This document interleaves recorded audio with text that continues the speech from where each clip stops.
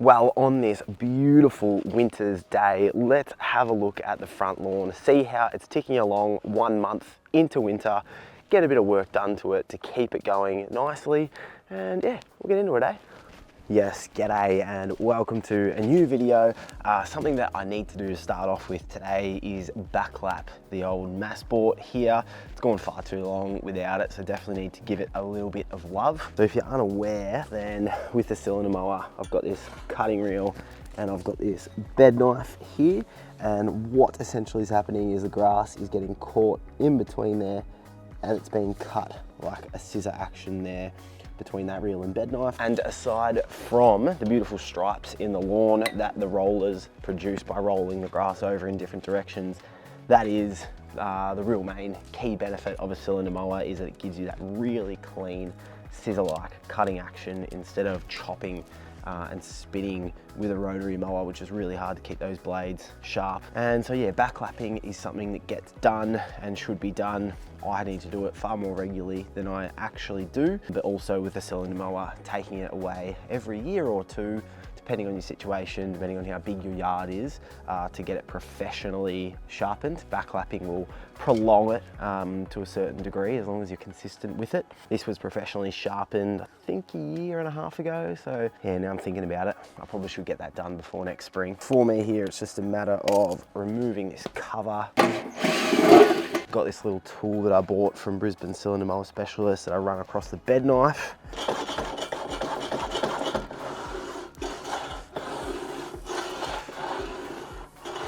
And then you need to back off the contact between the reel and the bed knife before you add the grinding paste. But from my last mow, it's already spinning quite freely and is quite loose. And so now to mow normally, the reel would spin forwards, but we want to do back lapping.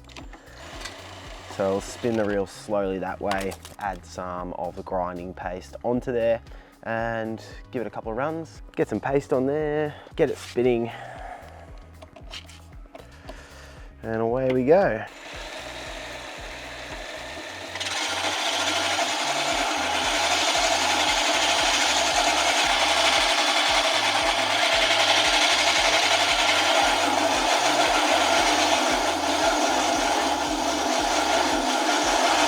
I like to use this lawn and garden cleaner at the same time as well. Probably should use it after the mow, but nah, well. Now just washing off that paste and that cleaning stuff.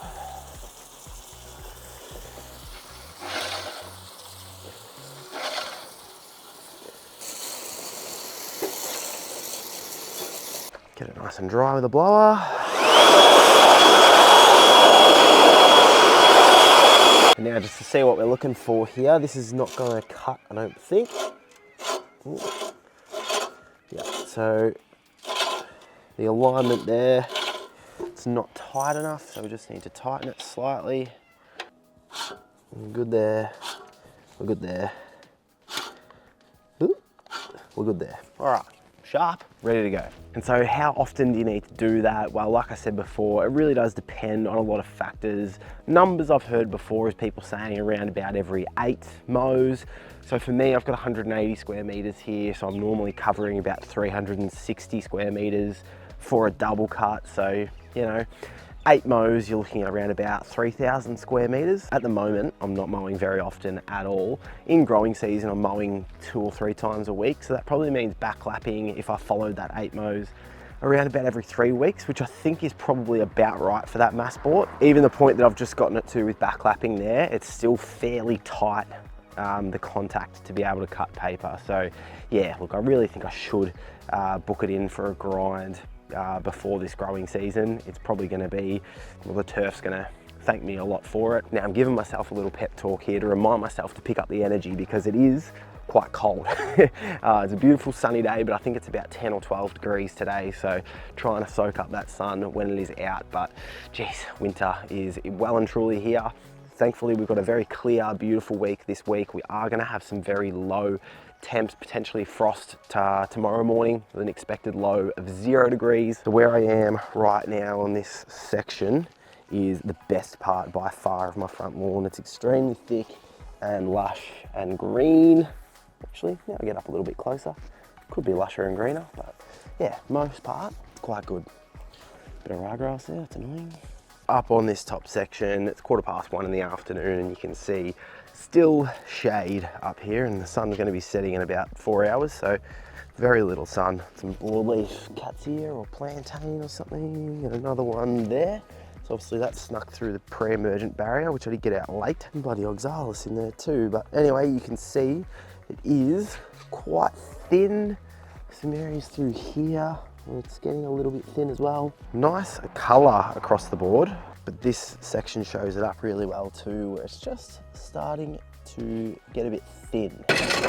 Now that thinning lawn is something that you might be experiencing as well. So I'm gonna get this cut done. Not that it needs it, because I did mow last Friday, about 4 days ago, for the first time in 4 weeks. So I got a little bit of clippings off there, so it doesn't really need a mow, but I'm still just feel like it, to be honest, just want to.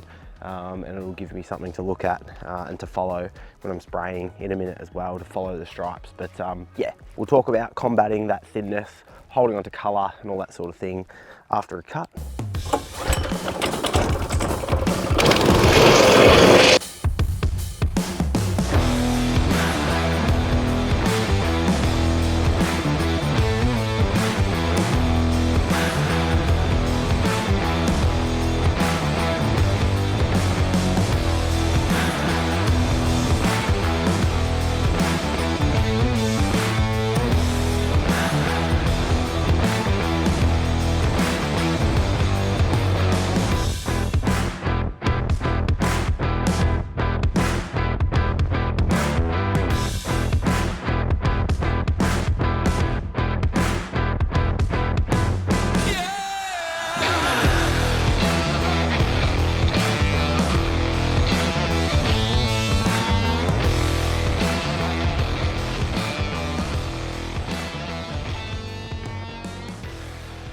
And so yeah, like I said, definitely didn't need a mow, but still nice to get out and go for a nice walk on this beautiful winter's day. Now, you'll know if you've watched more than a few of my videos that I've struggled with a really thin lawn out the front here. Unlike the front when we moved in, which was really thick and overgrown, this front lawn has been the opposite. So I did have it looking after a rough late summer period, and then a mini renovation to finish off the growing season. I had it looking really, really good, but it has dropped off in terms of getting quite thin and that sort of thing, which I've been showing. It's a fine balance, because I want to be honest, and the honest truth is that it's not, you know, it is thinning out and it's not looking that great. But I also, with that balance, don't want to be the really fit guy who's being like, oh, but look at that tiny piece of body fat right there. You know, like it's a balance. I want to be honest, and I don't want to be like, my lawn is looking absolutely incredible, here's how I do it. So I want to be honest in that sense, but I also don't want to be sitting here saying, oh, I can't believe my lawn looks so bad, when it actually does still look pretty good. You know, it's a balance. So anyway, with coming from different starting points, it's no surprise that this lawn is going to drop away quicker than the back lawn is, and it's going to lose more colour and get thinner quicker. So no doubt the point that this lawn will be at will be not as thick and lush as the back lawn come mid-August, you know, when things sort of start to turn around on the verge of spring. But what I'm doing, and what you can be doing throughout this winter period, is putting a priority on potassium and phosphorus to strengthen up the root system of your lawn. Because those nutrients to strengthen the roots is what's going to help when you get frosts, or when it is just generally really cold, to, yeah, basically just help it to withstand that pressure. I'm also going to be adding in some iron today, some liquid iron, to enhance the colour. So I've still got colour here to hang on to once your lawn is brown. Bit hard to work with that, and also I've got my potassium product, which I had a deficiency when I got a soil test done last spring. So I think I will get another soil test this spring just to see where I'm at, but I'll add that in too. Also add a little bit of iron I am expecting it to improve after this application, for things to be looking nicer, especially with that iron, which I'll probably put a good rate in. But for the most part, in terms of overall health and that sort of thing, I'm just really trying to hold on to as much as I possibly can in terms of overall general health. If I do nothing, it will just fall off a cliff. If I can apply this and just hold on to as many nutrients as possible, put the right things in there, strengthen up that root system, strengthen up the plant, help it withstand against frost and all that sort of thing. That's what I'm sort of aiming for at this point. Not expecting huge improvements at this time of year like I would get in the growing season.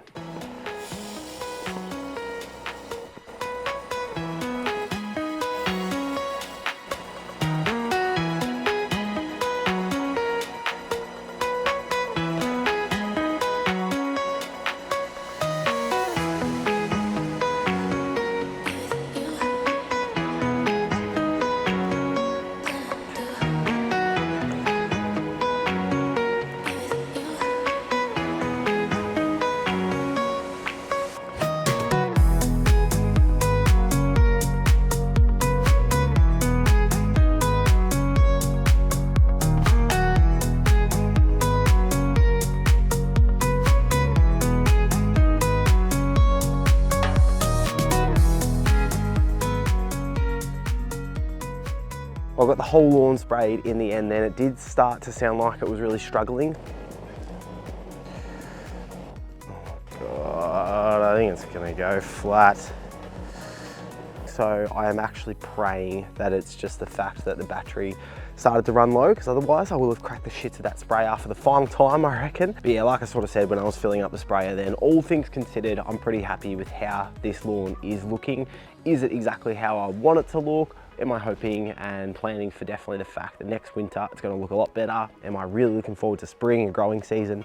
Yes, but look, it's gone pretty well. Today's the 2nd of July or something like that. So next application, 5 weeks time, something like the 10th of August or whatever that is.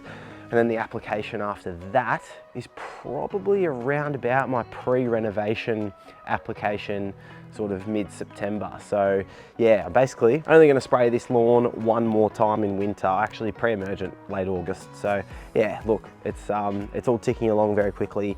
Probably not even gonna mow it again until I spray it again next with fertiliser in about 5 weeks, to be honest. And hopefully it responds to that application and continues to hold up well. So I will link the Lawn Tips mix down below. You can have a look at that. It's the winter mix I'm using now, and come springtime, I'll swap over to that spring mix. But yeah, look, thank you for watching that video. Stay warm, and I will see you in the next one. Cheers.